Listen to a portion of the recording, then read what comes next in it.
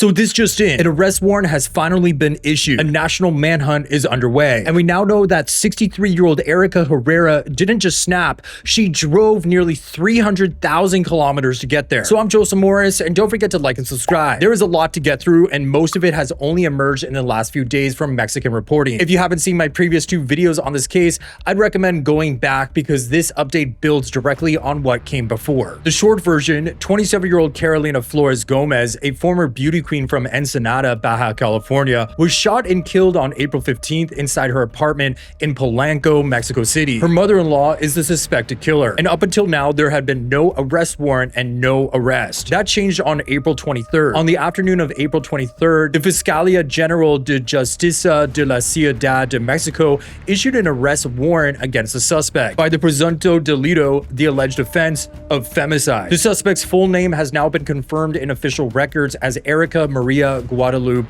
Herrera Coriand. She is 63 years old and she remains a fugitive. A nationwide search operation has been deployed to locate her. Now let's talk about who Erika actually is, because this is a detail that has people furious in Mexico, and it only came out this week. Records show that Erika Maria Guadalupe Herrera Coriand appeared in 2016 as a member of the General Council of the State Electoral Institute of Baja California. She was also a candidate for local council in the municipality of Ensenada that same year, running under the PRD party. Civil society groups and journalists have pointed to this history, with some openly questioning whether her political connections in the region could help her evade the justice system. To be clear, there is no confirmed evidence that her past political ties are actively shielding her, but in a country where that concern is not unfounded, people are watching this very closely. Here is where the premeditation angle becomes impossible to ignore. Investigators have confirmed that Erika drove from Ensenada, Baja California to Mexico City, a distance of approximately 2,826 kilometers, which amounts to nearly 100 hours of travel by road. In a recording captured before the killing, she is heard describing how she made this trip by car over several days,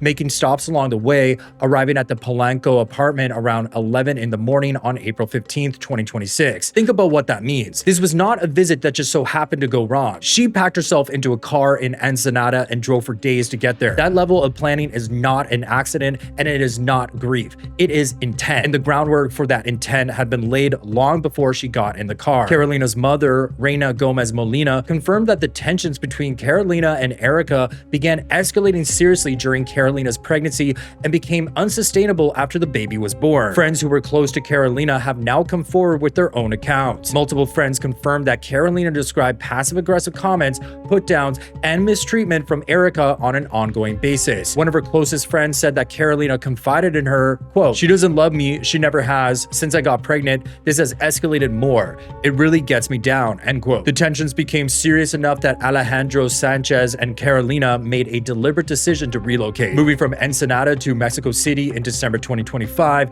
just 4 months before the killing, specifically to create physical distance between themselves and Erika. They moved across the country to get away from her, and she followed them anyway. And now we have more clarity on what was actually captured on the apartment cameras that night, and the forensic picture is worse than what was initially reported. The security camera that captured the lead up to the killing was a nursery monitor, one that Carolina had set up specifically to watch over her daughter. Those were the cameras rolling when Erika followed Carolina into a room. According to reports, what is audible on that footage includes Alejandro coming out of the kitchen holding his daughter, asking, quote, "What did you do, loca?" end quote. To which Erika responds, quote, "Nothing. She made me angry. You are mine. She is not," end quote. A second version of the audio reported separately has her saying, quote, "Your family is mine. You are mine, and she is not," end quote. The necropsy carried out by the Fiscalía confirmed multiple gunshot wounds, 6 to the head and 6 to the torso. The weapon recovered was a 9mm pistol, and at the scene, investigators also found 7 shell casings and 4 deformed bullets. 12 shots. That is not a moment of anger.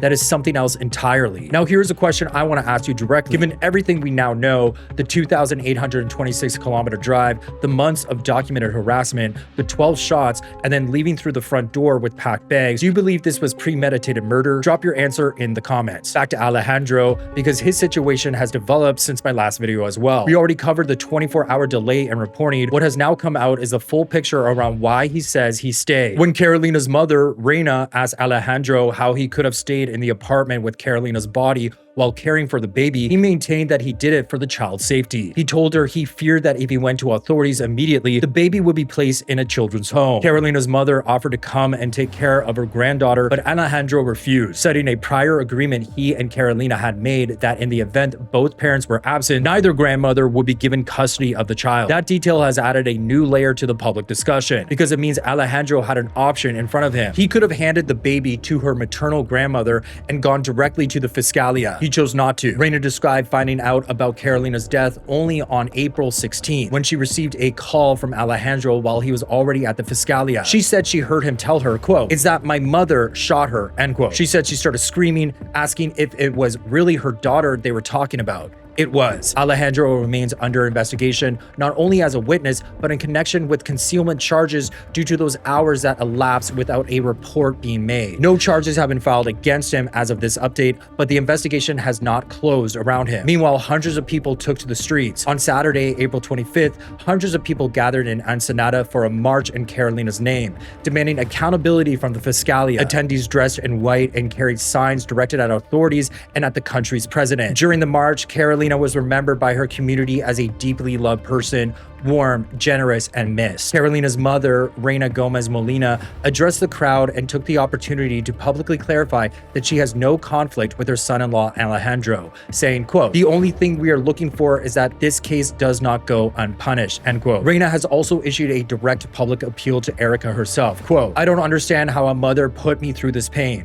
Turn yourself in. We're going to find you because all of Ensenada is seeking justice for my daughter," end quote. As of Friday, April 24th, authorities confirmed that a migration alert has been activated for Erika, and investigators are actively tracking her movements both in Mexico City and in Baja California. Her photo has been circulating widely on social media, with search notices describing her as a fugitive wanted for the femicide of Carolina Flores Gómez. So here's where this case stands right now. There is an arrest warrant. There is a migration alert. There is a national search operation, and there is still no arrest. So for my take on this, and I want to be straightforward here, the 2,826-kilometer drive changes everything about how this case looks. You do not load your car in Ensenada and spend days on the road to visit your son on a whim. The fact that she arrived, killed Carolina, left the gun on the counter, packed her bags, and called a taxi, all of that read as cold-blooded before. But knowing she drove from one end of the country to the other to get there makes this look like something that was decided well in advance. That is the piece that I think hasn't fully landed yet in the public conversation. People are focused understandably on the audio, on the quote, on the 24 hours,